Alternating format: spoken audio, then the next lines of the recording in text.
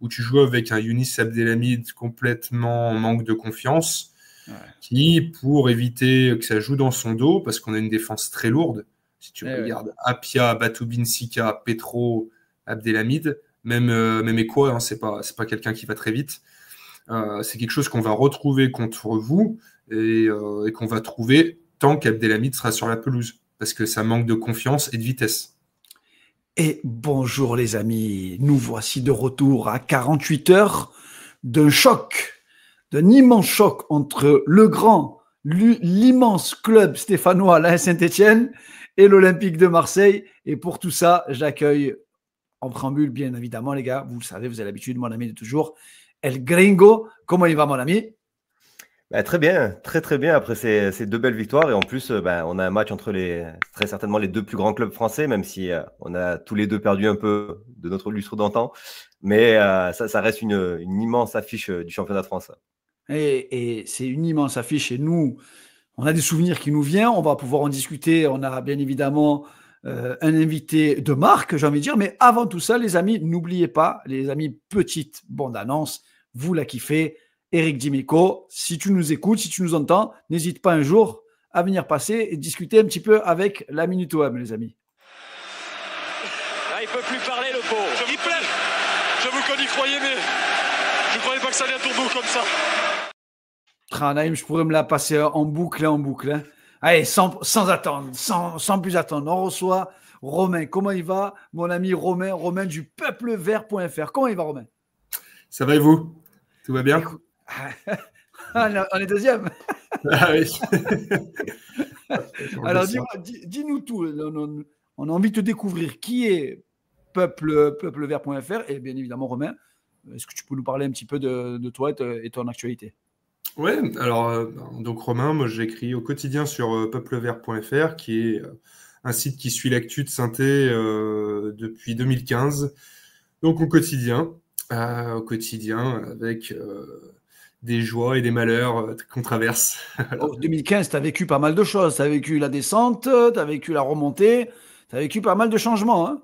Alors, le média existe depuis 2015. Moi, je l'ai rejoint en 2021. Mais oui, déjà, depuis 2021, on a déjà connu quelques soubresauts, ouais, carrément. Naïm, ça me fait vraiment mal au cœur de voir des clubs comme Saint-Etienne avec une ferveur aussi incroyable, aussi exceptionnelle, ne pas venir lutter avec des clubs comme l'OM, comme Lyon, comme le Paris Saint-Germain. Qu'est-ce que ça t'évoque, toi, Saint-Etienne, et l'histoire entre l'OM et Saint-Etienne?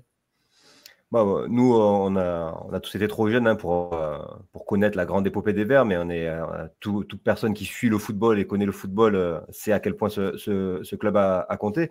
Ça a été les prémices en fait de ce qui nous a permis nous de gagner, je pense, la Ligue des Champions. Hein. C'est un club français capable de faire une grande épopée et d'aller titiller les plus grands, puisqu'ils se sont en 76, c'était à un poteau d'être champion d'Europe devant le Bayern de Munich.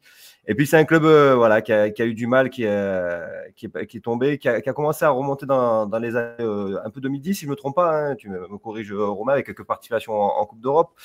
Mais bon, moi, à titre individuel et malheureusement, bizarrement, pour la plupart des clubs, j'ai toujours un bon souvenir en priorité, avant tout ce qu'il y a de négatif. Mais malheureusement, Saint-Etienne, ça m'évoque une chose, c'est le 5-1 avec les 4 buts d'Alex où ça ne s'arrêtait pas. Toutes les 2 secondes, on avait l'impression que toutes les 2 minutes, il y avait un but. Et c'est rare que j'ai un souvenir un peu négatif sur un club comme ça. D'habitude, c'est vraiment le positif qui sort. Mais bon, il y a quand même eu un match nul au Vélodrome dont je me souviendrai toujours parce que Saint-Etienne n'avait pas gagné depuis très longtemps. C'était Eli Bopp, l'entraîneur de Saint-Etienne. Et on a égalisé dans les arrêts de jeu et ça restera un souvenir un peu positif. Mais c'est pour te dire que c'est pas un club qui nous réussit si bien que ça finalement. Ouais, je suis d'accord. Les stats le montrent. Hein. Je me suis amusé un peu à regarder un petit peu les derniers résultats. Je vais vous le mettre à l'écran. J'avais regardé un peu les derniers résultats entre l'OM et Saint-Etienne. Et mine de rien, notamment à Geoffroy Guichard, bon, hormis en 2022 où on gagne 4-2 sous Sampaoli, je me souviens d'un match de très très haut niveau d'Amin Harit. Derrière, on perd en 2021 1-0 à Saint-Etienne. On gagne en 2020 2-0. Vous gagnez en 2019. But de Payet. Oui, but de Payet. Oui, c'était incroyable le but. Collé au poteau de corner, là, collé à la ligne. Là. Et bon, finalement, c'est mi-figue, mi-raisin. Toi, Romain, comment tu abordes un Saint-Étienne-Marseille? Saint-Étienne-Marseille, c'est vrai que Marseille, c'est un des adversaires qu'on aime retrouver. Il y a des affiches comme ça qu'on coche dès le début de saison. Alors le derby, évidemment, parce qu'avec nos voisins lyonnais, on adore se retrouver. Mais Marseille, ça a toujours une saveur particulière. Nous, on a grandi, on est à peu près de la même génération, j'imagine. On a grandi avec un antagonisme, mais en même temps des clubs qui, par leur ferveur, sont relativement similaires et peuvent se comprendre.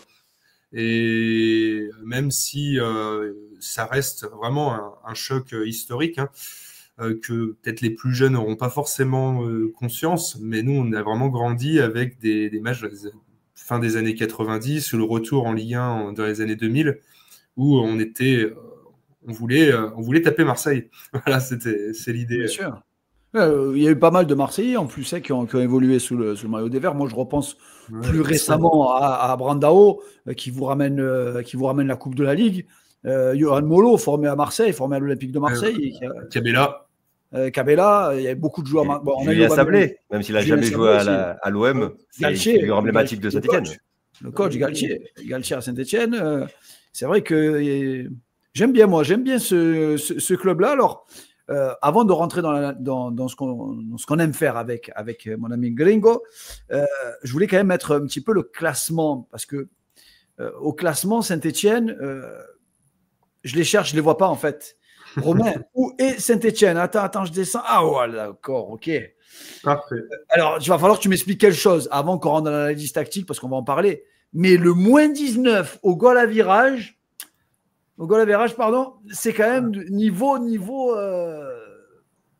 Ça me rappelle des équipes qui sont descendues en Ligue 2, c'était quasiment acté dès les premiers 6 mois. Hein. Là, c'est Arles-Avignon. Hein. Ouais, c'est incroyable. Moins 19 au goal à virage. Le goal à virage, ça va vite. Quand tu prends un 8-0 à Nice, quand tu en prends 5 à Rennes, je te laisse faire les calculs. Hein. En soi, le classement, on est dans nos temps de passage. J'ai envie de dire, tu joues le maintien, tu sais que tu vas galérer toute la saison. Il faut qu'on reste juste au-dessus. Nous, si on est 15e, on signe tout de suite. Hein. Mais ce qui fait tâche, c'est les branlés qu'on a pris.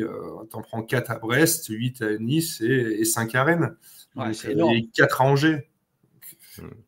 Ouais, il faut relativiser, Bilal, quand même, le classement. Saint-Étienne est quand même dans une pente un peu ascendante. Ils ont perdu leurs 3 premiers matchs. Et en fait, depuis la défaite contre Nice, si on prend le classement, ils sont 11e. Donc voilà, il y a les, comme le disait Romain, il y a les très grosses claques qui prennent. Et on expliquera quand même que même celle de Rennes, elle est à relativiser.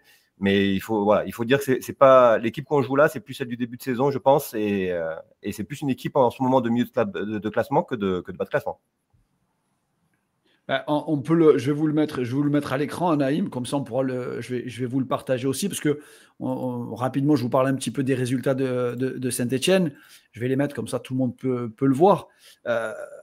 Vous n'arrivez pas à enchaîner 2 victoires consécutives là en ce moment, Saint-Étienne. Il y a le 5-0, mais tu vas nous l'expliquer rapidement. Sur ce qu'on a vu quand même, le carton rouge, il change totalement la physionomie du match, parce que vous avez de sacrées opportunités avant ce carton rouge. Il y a la victoire face à Montpellier, il y a la défaite dans le derby, ça fait toujours du mal. Victoire face à Strasbourg, finalement. Défaite face à Angers, 4-2. Défaite face à Nantes, vous avez battu Auxerre. Vous avez battu Auxerre et Strasbourg, 2 équipes que vous avez battues à domicile, que l'OM a perdu. Ouais, mais tu connais la Ligue 1. Saint-Étienne, ils sont à l'image de la Ligue 1. Ils sont très irréguliers parce qu'il y a une équipe jeune. Quand tu joues une équipe de Strasbourg, elle est capable d'afficher un visage comme elle l'a affiché chez vous, contre vous. Je ne sais plus si c'était à domicile ou à l'extérieur. C'était chez vous. C'est chez eux. Chez eux, pardon. Ils sont capables de se transcender comme s'écrouler. Et Auxerre, c'est la même chose. Saint-Étienne, c'est la même chose. Et nous, on a la particularité, c'est facile à analyser, c'est qu'à l'extérieur, on n'y arrive pas pour l'instant. Voilà. Naïm, ça tombe bien. Parce que vous n'arrivez pas à l'extérieur. Et nous, on est leader de Ligue 1 à l'extérieur. Donc on va avoir un vrai choc. Naïm, il y a des points importants que tu souhaitais présenter à Romain. Ouais, on va commencer par le positionnement. S'il y a quelque chose qui nous a marqué rapidement, c'est que déjà, il y a toujours cette ligne de 5 inamovible derrière du côté de Saint-Etienne. Par contre, le milieu et l'attaque, c'est relativement changement au niveau des positions. Là, on voit que c'est un peu en 5-4-1, mais les excentrés peuvent aussi monter d'un cran et se positionner un peu plus en 5-2-3. Et ça, voilà, là, on le voit très, très bien sur cette image-là.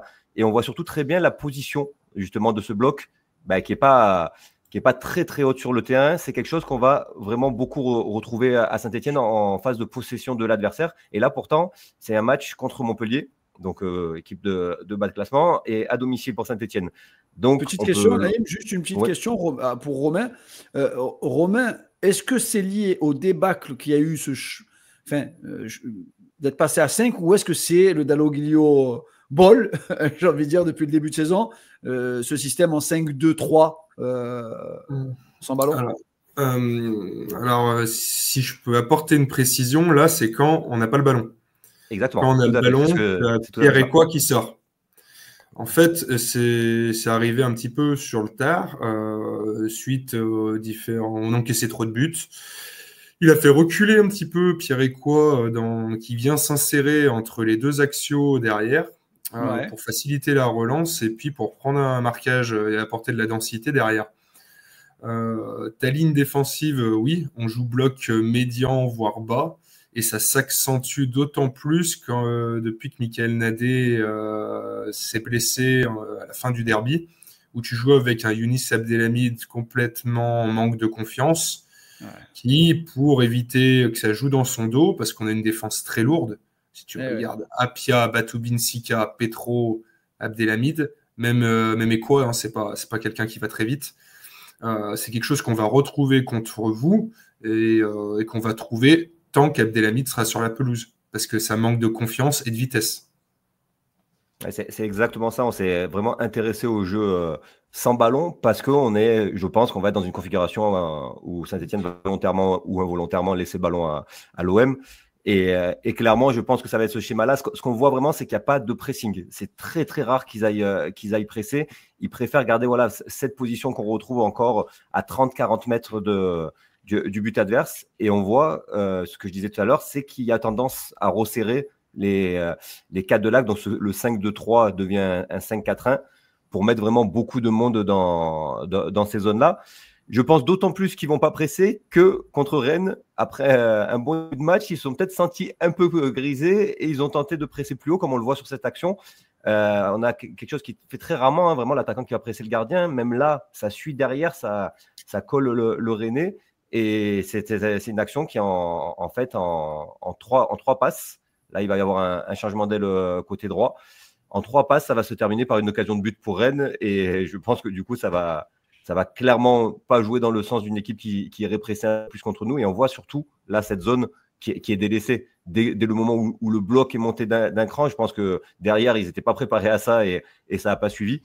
Et on voit qu'il y a une immense zone qui est totalement délaissée. Et comme je vous ai dit, en 2 touches, au final, on va avoir Assignon qui va avoir tout le champ derrière là, qui va être mis en évidence. Tout ce champ-là, c'est sans Stéphanois. Et ça lui permet d'aller jusqu'à là. Il va mal gérer cette situation, mais c'était une vraie occasion de but qui est partie d'une passe de derrière. Et donc là, on voit vraiment que même quand il presse un poil plus haut, les joueurs de côté, ils laissent un énorme écart avec les adversaires, ça ne va pas presser haut. Globalement, Romain, ce dont on a l'impression vraiment, c'est une équipe qui va plutôt se positionner au maximum à 35 mètres du but adverse et essayer de resserrer les lignes au maximum pour éviter la construction dans ces zones-là. Oui, il y a la volonté, après avoir encaissé trop de buts, d'être un peu plus compact. Et cette volonté, dès qu'on sort un peu, ça tient, c'est toujours pareil. Dès que ça va, tant que tu prends pas un but. Mais si tu dois aller chercher un résultat, c'est plus compliqué, c'est plus désordonné. Et tu t'exposes parce que c'est pas forcément coordonné. Là, sur les images que tu me montres, tu vois qu'il n'y a pas non plus une sérénité folle parce que chacun fait de manière désorganisée. Et ça commence à couvrir, ils ne sont pas du tout alignés, par exemple, derrière. Ouais. Et puis, on sent que c'est vraiment une consigne de ne pas presser, puisque parfois, j'ai senti l'attaquant qui commence à y aller, puis comme s'il se souvenait des consignes et il revenait se repositionner bien dans le bloc à 35 mètres. Et en plus, face à l'OM, où on sait que c'est le jeu prôné par De Zerbi, c'est les sorties de balles de l'arrière pour aspirer l'adversaire. On peut logiquement penser que Saint-Etienne va clairement pas aller presser, même avec l'ambiance du Chaudron, et être plus dans une position de bloc, comme tu dis, bas médian. C'est pas forcément très bas, hein. C'est pas vraiment bus, mais comme tu dis, c'est vraiment un bloc médian en réalité. Mmh. Oui, non, mais ça, en plus, face à des équipes techniques comme la vôtre, c'est quelque chose qu'on va retrouver. On va retrouver la même chose que face à Lyon, par exemple, avec un bloc médian et une grosse agressivité, j'imagine. Ce qui va leur être demandé. Ouais, face à Lyon, il y a eu des situations d'ailleurs. Il y a Perry qui fait quelques arrêts. Il y avait possibilité de ressortir avec un nul avec cette stratégie. Oui, parce que Lyon s'est arrêté de jouer en deuxième aussi. Si tu t'arrêtes de jouer contre n'importe quelle équipe en Ligue 1, tu as forcément des opportunités. Hein. Ils sont prenables derrière. Moi, Romain, ce que je vois, je vous le mets quand même à l'image sur le 11 de départ stéphanois. Alors, on n'a pas parlé du mercato, mais il y a très, très peu d'expérience de la Ligue 1. C'est-à-dire que, hormis Larsonneur et Abdelhamid, et Cafaro qui sera naturellement suspendu, et il y a Denis Apia aussi qui était en Ligue 1. Mais il y a très peu de joueurs qui ont des matchs de Ligue 1 dans les jambes. Oui, mais c'est clair. C'est un reproche qui est régulièrement fait aux dirigeants qui ont pris les rênes du club début juin 2024. Ça revient régulièrement dès qu'on perd un match. Le problème, c'est l'expérience. Voilà. Moi, je pense que c'est l'expérience, mais c'est aussi du talent. Voilà. Après, je leur laisse encore le bénéfice du doute parce qu'ils ont pu faire qu'un mercato et que tu peux pas. Le problème de Saint-Étienne, si vous voulez, si vous avez peut-être pas trop suivi la Ligue 2, j'imagine, mais si vous voulez, on est monté sans avoir de fond de jeu. On est monté il y a un an pile poil. Faut savoir qu'on virait Laurent Batles pour faire venir Olivier Dalloglio. On était 8e de Ligue 2 il y a un an. Ça, je m'en souviens. Voilà. Je m'en souviens très bien. Donc, je sais que dans le foot, tout va vite, mais n'empêche que tu fais pas des miracles. On est monté en serrant derrière, avec un Gauthier Larsonneur qui était très bon et un Irvine Cardona qui a surfé sur... Ah oui, c'était Cardona qui avait été incroyable. Il a fini avec, je ne m'en souviens plus combien de buts, mais il a été monstrueux dans la... Très bon joueur, Cardona. Hein. Très, très bon joueur. Très, très bon joueur. Déjà à Brest, je trouvais que c'était un très, très bon joueur et finalement, il n'a pas la carrière qu'il aurait dû avoir. Carrément. Après, il n'a pas été conservé pour différentes raisons, mais parce que déjà, il n'appartenait pas à Saint-Étienne. Hein. Il était juste prêté et qu'il y a un choix qui a été fait, c'est de maîtriser la masse salariale. Bon, ça, on pourra en parler. C'est comme ça. Mais n'empêche que tout ça pour dire que tu es monté, contrairement à Auxerre, sans pouvoir t'appuyer sur une équipe. Donc, ils sont arrivés, ils ont trouvé une équipe qui n'avait pas de jeu. Un jeu relativement sommaire. Ça l'a fait, tu passes au barrage en prolongation. Et derrière, par contre, il faut recréer de la valeur marchande, il faut recréer du jeu, il faut recréer tout ça. Et tout en te confrontant à une Ligue 1 à 18 qui a évolué pendant que toi, il faut tout reconstruire. Donc, une fois que tu as dit ça, Olivier Dalloglio, il est pragmatique. Il essaye de serrer un peu, tout en étant conscient qu'il est sur la sellette aussi. Hein. Voilà. Et puis voilà. Naïm, en parlant de reconstruire, tiens, la passe décisive de Romain, elle est parfaite. On a voulu s'intéresser un petit peu au jeu, dans la construction. Qu'est-ce que propose Olivier Dalloglio avec cette fameuse jeunesse et manque d'expérience en Ligue 1?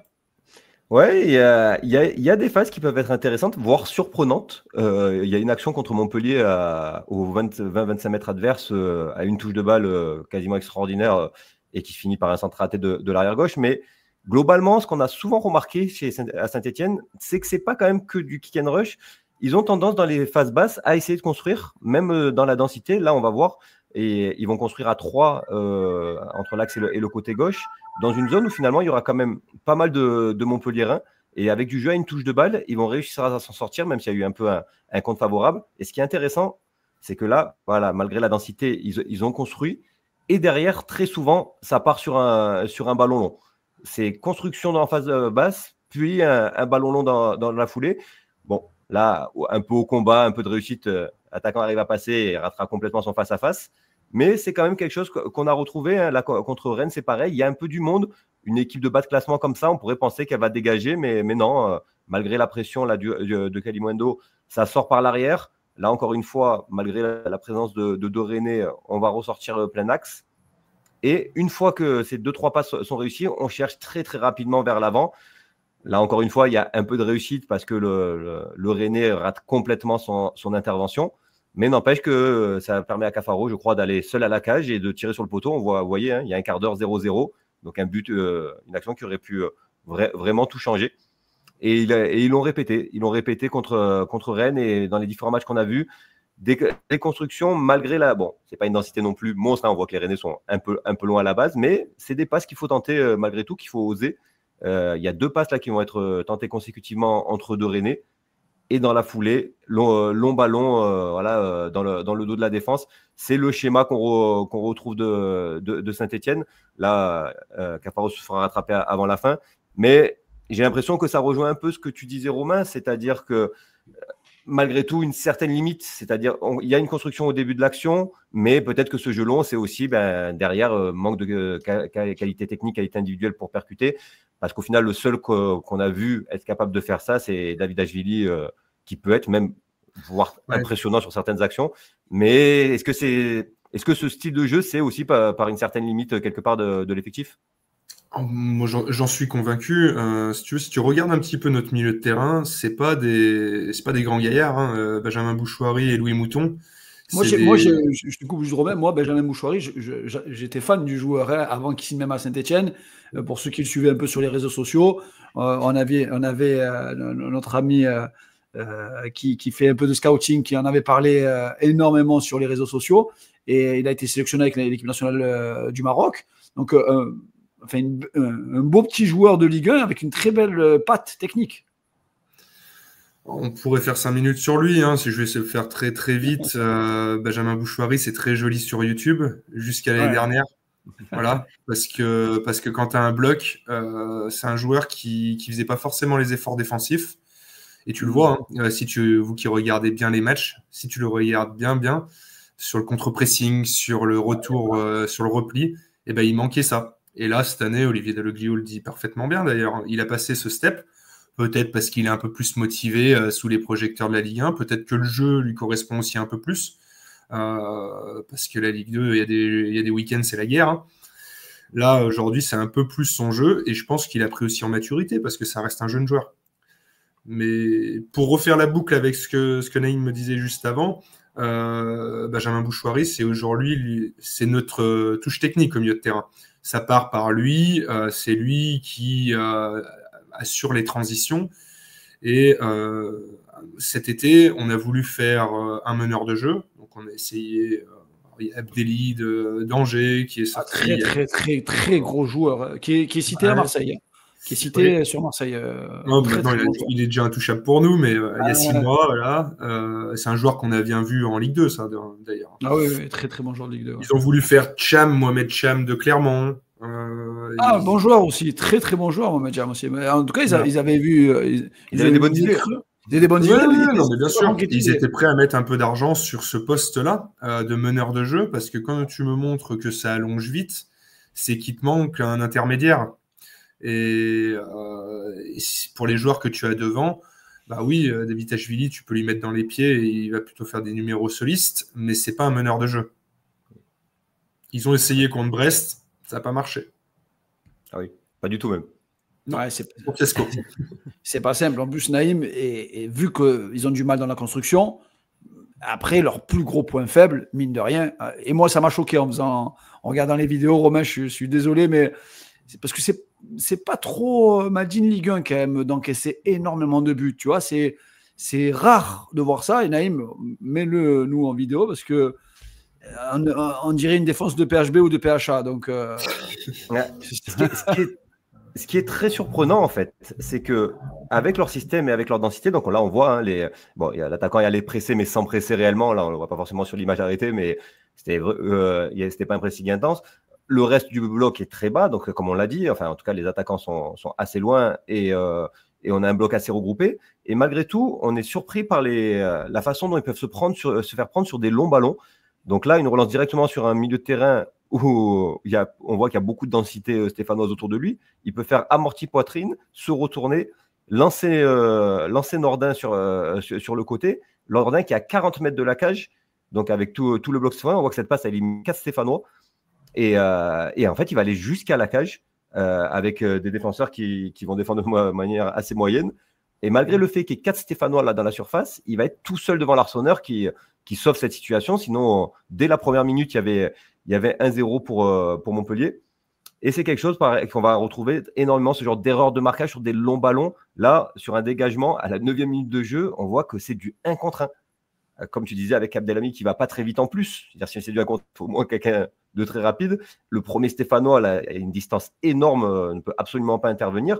Et Kadri va pas réussir à passer un 1 contre 1, mais c'était quelque chose de très surprenant à ce moment du match. Là, pareil, on a nos 5 défenseurs qui sont bien en place.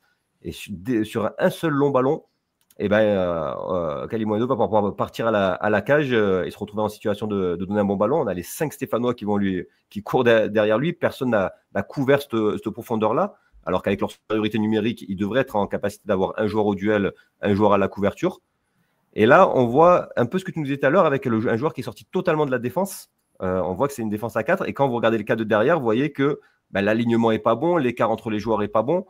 Et encore une fois, le seul Lensois qui est positionné en pointe, il va pouvoir être touché sur un long ballon de Samba directement. Il va pouvoir lui seul aller à la cage. Le premier Stéphanois derrière lui qui n'est pas au duel est très loin. Et quand il va être en position de déborder, il y a une énorme zone avec aucun Stéphanois. Cette zone est monstrueuse. Et le meilleur exemple de tout ça, c'était dès la première journée, finalement, les prémices de ça, avec énormément de densité de Stéphanois autour des Monégasques. Et malgré tout, sur un seul long ballon dans le dos de la défense, Minamoto va se retrouver seul devant le gardien et va réussir à marquer d'un beau lob. Et en fait, tout ça pour dire que, outre le fait qu'il y a des grosses erreurs dans l'alignement et dans le marquage, et ça rejoint ce que tu nous as dit un peu tout à l'heure, Romain, il y a quelque chose d'assez atypique dans le fait que c'est une équipe qui n'est pas si physique et en particulier pas assez rapide dans un championnat où c'est censé être la qualité première. C'est ce qui rend le championnat de France difficile, justement. C'est que la plupart des équipes ont des défenseurs très costauds, très rapides. Et quand, comme contre Auxerre, ça se met en bloc bas et que c'est des joueurs rapides qui ferment les espaces rapidement, ça rend les choses compliquées pour une équipe comme nous qui veut faire du jeu. On n'a pas cette impression-là chez Saint-Etienne. On a une impression un peu de lenteur derrière qui, en plus, n'est pas compensée par un placement irréprochable. Oui, tu as bien parfaitement résumé ce qu'on voit depuis le début de l'année. C'est des défenseurs qui sont pas connus pour leur vitesse. Apia, Batoubin, Sika, voilà. Nadé est un faux lent. Lui, il arrive régulièrement à rattraper son retard. C'est pas forcément le plus lent de la défense, mais il n'est pas là. Et outre cette lenteur chronique, c'est qu'il y a des problèmes de concentration aussi. C'est que les mecs, là, sur le but qu'on prend à Monaco, le premier, là, Abdelhamid, il se fait lober.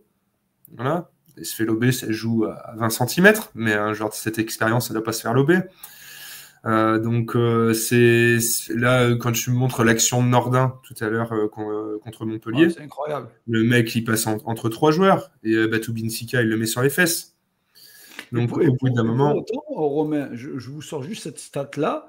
Le nombre de fautes totales commises en Ligue 1, Saint-Etienne fait partie, et dans les 3 premiers, vous voyez 170 fautes commises par Saint-Etienne, c'est juste avant le dernier match. C'est Lens, bien évidemment, l'équipe qui fait le plus de fautes en Ligue 1. Regardez par rapport à l'OM, l'OM est l'équipe qui fait le moins de fautes, enfin quasiment le moins de fautes avec Nice en Ligue 1 et avec le PSG, mais ce qui est logique parce que l'OM a le ballon plus que l'adversaire. Mais pour autant, on peut dire que est-ce qu'elle est agressive, cette équipe stéphanoise? Alors, je vais être méchant, mais j'aurais plus tendance à dire qu'elle est maladroite qu'agressive. Non, honnêtement, parce que j'ai pas. Si tu veux, on a pris un rouge cette année. On a pris un seul carton rouge. Tu regardes le classement de la discipline, et le carton rouge, c'est parce que l'autre, il s'est pris. Regarde, tu le vois sur le. Attends, je te remets l'anglais. Mais sinon. Ça veut dire que vous êtes 4e en nombre de fautes faites versus nombre de cartons, mais vous prenez pas beaucoup de cartons. Alors nous, c'est la Ligue des Champions, 131 fautes, et on a le ratio le plus élevé de cartons rouges d'Europe. Donc c'est même pas de Ligue 1, c'est d'Europe. Ouais, après, ça, c'est notre nervosité, c'est autre chose. Mais notre arbitrage, c'est votre tempérament, ça. Je crois que l'arbitrage, il est quand même très, très sympa. Et des rouges très, très, très sévères. Ça, c'est la Ligue 1. C'est la Ligue 1. J'espère qu'on sera épargné dimanche, parce que pour avoir un bon match, il faut aussi avoir des bons arbitres. Mais ça, je ne veux pas faire de débat là-dessus, mais pour revenir sur ce que tu me disais, oui, j'ai pas l'impression qu'on soit hyper agressif. En tout cas, on n'arrive pas à l'être sur un match entier. Il y a vite, quand je dis des sautes de concentration, on le voit, c'est criant. Et moi, j'ai peur, suivant le scénario de la rencontre, avec cette équipe, surtout à domicile, parce qu'à l'extérieur, on connaît un peu l'issue avant la rencontre, mais à domicile, on ne sait pas si ça va s'enflammer. Et un dimanche soir, à la télé et tout, voilà, Marseille à la maison, comme tout le monde, hein, vous êtes attendus de partout. C'est comme Paris, hein, j'ai envie de dire, ou Lyon, quand on les joue, voilà. Mais pour autant, si le scénario ne sourit pas, je ne suis pas serein. Oui, ça peut finir en punition. Vraiment. Ça peut sentir mauvais. L'histoire, elle peut sentir vraiment mauvais. Il y a vraiment deux lectures de ce match-là, c'est clair. C'est soit le match un peu à la Strasbourg, où vraiment nous, on n'est pas dedans, on met pas l'agressivité qu'il faut, on pense qu'on a déjà gagné le match avant de le jouer, et là, on va avoir des difficultés, parce que comme j'ai dit, la première demi-heure de Saint-Etienne à Rennes, elle n'est pas du tout mauvaise. Vraiment, les plus grosses situations sont pour Saint-Etienne, le but de Cafaro aurait pu tout changer, et en plus, de mon point de vue... Peut-être que Romain sera pas d'accord, de mon point de vue, le carton rouge et le pénalty sont justifiés, mais je veux dire, c'est une énorme erreur de Cafaro. Je ne sais pas pourquoi il met la main dans cette position-là. Et donc attention, il y a cette possibilité-là, mais comme le dit Romain, il y a aussi quand même ces erreurs de défense face à des joueurs. Moi, je prends toujours l'exemple de Greenwood, hein, qui pour moi est le joueur le plus adroit du championnat dans le dernier geste. Voilà, s'il laisse. Si l'action qu'on a vue avec Kazri, le 1 contre 1, c'est Greenwood avec Abdelhamid, bon, c'est sûr qu'il y aura une autre issue. Donc voilà, ça va être très très intéressant, je pense, les premières minutes du match. Elles vont nous dire si on est dans le bon tempo d'agressivité, si on a vraiment pris le match sérieusement, ou si ça sera beaucoup plus difficile que ce qu'on pense. Moi, j'aurais pu être un peu plus optimiste si on n'avait pas tous ces blessés. Parce que si vous voulez, on a 0 marge. Rappelle-nous les absents. Alors, tu as Ivan Masson, latéral, qui est out. Tu as Mickaël Nadé qui est out. Tu as 2 suspendus, Boakier et Cafaro. Et tu as Wadji et Aymen Mouefek qui, on l'a appris aujourd'hui, ne seront également pas dans le groupe. D'accord. Et dans un groupe qui est restreint, ça fait mal. D'autant plus que je te mets cette stat qui m'a un peu choqué, moi. Enfin, choqué, oui et non. Mais je ne m'étais pas rendu compte que Saint-Etienne a marqué que 11 buts cette saison. C'est-à-dire que c'est la deuxième plus mauvaise attaque derrière Le Havre de Ligue 1. Oui, mais c'est la même chose que ce que disait Naïm tout à l'heure. Nous, si tu veux, avant que le mercato se termine, on n'avait pas marqué un but encore. Le mois d'août a été une catastrophe sans nom, et ce qui n'aide pas, hein, mais bon, après c'est comme ça. Ce qui vient aussi un petit peu, voilà, je vais minimiser. On peut marquer, il y a quelques qualités offensives. Après, on a eu Benold aussi, que j'ai oublié de dire, parce qu'il s'est fait le genou, donc il s'ajoute à la liste. Et voilà. Mais bon. Ça fait beaucoup. Donc, vu tous ces absents, ton prono, Romain, pour le match, qu'est-ce qu'on pronostique? Est-ce que tu vas nous faire la spéciale monégasque qui était sûre de gagner l'OM et qui finalement a perdu? Ou alors, comme 98% des avant-matchs qu'on a fait, quasiment toutes les personnes ont annoncé une défaite de leur équipe? Ah non. Non. Je suis trop mauvais pronostiqueur pour faire ça. Non, mais je vois bien un match un peu foufou, 2-2. Un bon match nul du dimanche soir. 2-2. Un peu foufou. Neige ou il neige pas le dimanche? Non, normalement, ça devrait le faire. 2-2, les buteurs? Stassin qui met son premier but contre Marseille. Et allez, on va pour un doublé même. Oula, ça blague pas. Et côté marseillais, si tu devais donner des buteurs? Marseille, déjà Mopé, c'est sûr qu'il marque. C'est sûr. Pourquoi? C'est un fan de Saint-Etienne. Parce qu'il est passé à Saint-Etienne. Voilà, généralement, on connaît. Il est passé à Saint-Etienne, c'est vrai, j'avais totalement zappé son passage à Saint-Etienne. Sous Galtier. Hein. Oui. C'est un très bon attaquant. Nous, on aime beaucoup à Marseille. C'est un très, très bon joueur, un bon combatif. Et Mopé, ensuite, le deuxième? On est à Greenwood sur penalty. Le tireur. Naïm, toi, si tu devais me donner ton pronostic pour ce match-là, à l'extérieur, sachant tout le contexte. Ouais, je pense qu'on va surfer sur la bonne dynamique là et effectivement, comme on disait, avec les absents côté stéphanois et surtout comme on a montré les grosses erreurs de défense qu'ils sont capables de faire, je pense qu'on va faire un bon match dans la lignée un peu du match de Toulouse. Dans cet esprit-là, je vois le même score, une victoire 3-1 avec on va dire un doublé de Greenwood et un but d'Euro en sortant du banc pour lui redonner un peu confiance. Ah, je pense que ça lui ferait quand même énormément de bien, Jonathan Rowe. Moi, c'est pour ça que je t'ai posé plusieurs fois la question de la météo, parce que sur ce match-là, le dimanche soir, j'ai souvenir quand même d'un match épique avec Nakata qui nous rate le ballon sous la neige à Saint-Etienne. Donc, cette image restera hantée à tout jamais dans nos têtes de supporters marseillais. Ouais, surtout que c'est un match qui n'aurait jamais dû être joué. Hein. C'est vraiment Canal+ qui avait mis la pression parce que c'était le gros match du soir. Exactement. Et Naïm, je me posais la question, je réfléchissais, j'étais en train de chercher quand est-ce qu'on a enchaîné finalement 3 victoires consécutives. Et en fait, c'est quand on a battu Toulouse, après on a battu Nice et on a enchaîné avec la victoire de Lyon. Donc j'ai envie de revivre cette même épopée. Et moi, je dirais un 2-1, un peu comme quoi le match face à Nantes. Ce type de match-là, avec une première mi-temps peut-être plus marseillaise et une deuxième mi-temps stéphanois. On ne sait jamais, le public il peut quand même jouer un rôle sur ce genre de match-là. Donc un petit 2-1 avec encore un but de Luis Enrique et un but de Rabiot. Et côté stéphanois, il n'y a pas Cafaro. Donc j'aurais dit Cafaro parce qu'il a déjà marqué contre l'OM, Cafaro. Ouais, moi aussi, heureusement qu'il n'est pas là. Je ne le sentais pas très bien, Cafaro. Il avait mis un sacré but en plus. J'ai plus souvenir avec quelle équipe il a marqué contre l'OM. Avec Reims, voilà. C'est un bon joueur, hein. Moi je trouve que c'est un très bon joueur de Ligue 1. Hein. C'est un joueur qui est plein de talent, mais qui manque de constance. Mais contre Manadési, c'est typiquement le genre de joueur qui va te mettre un but de 30 mètres contre Marseille. Et que tu ne reverras pas jusqu'au mois de juin. Voilà. C'est ça. Mais tu sais que on le répète nous très souvent avec Naïm dans les vidéos, quand tu es supporter de l'OM, il faut accepter que les équipes fassent un match qui sort de la normalité.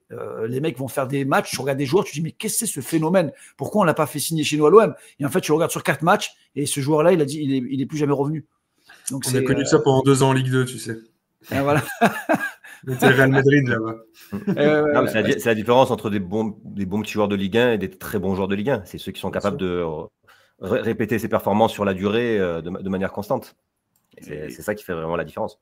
Et surtout des grands joueurs de Ligue 1, quand ils arrivent à s'imposer à Marseille ou Paris ou voire Lyon, quand ils arrivent vraiment à s'imposer dans ces clubs-là, en général, après, le jump dans un autre club européen, ça pose vraiment pas de problème.